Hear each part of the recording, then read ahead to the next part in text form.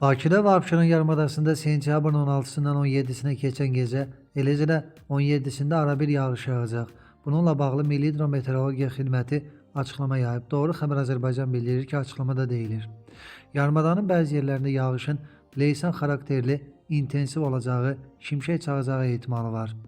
Azərbaycanın rayonlarında isə sentyabrın 16-sı axşamdan 21-nə qədər fasilələrlə yağış yağacağı, şimşək çağacağı, bəzi yerlərdə leysan xarakterli intensiv və çox güclü olacağı, dolu düşəcəyi, yüksək dağlıq ərazilərdə sulu qar yağacağı bildirilir. Çaylarda sululuğun artacağı, bəzi dağ çaylarından qısa müddətli sel keçəcəyi ehtimalı var. Nazirlik qeyri-sabit havada əhalini ehtiyatlı olmağa və təhlükəsizlik qaydalarına əməl etməyə çağırır.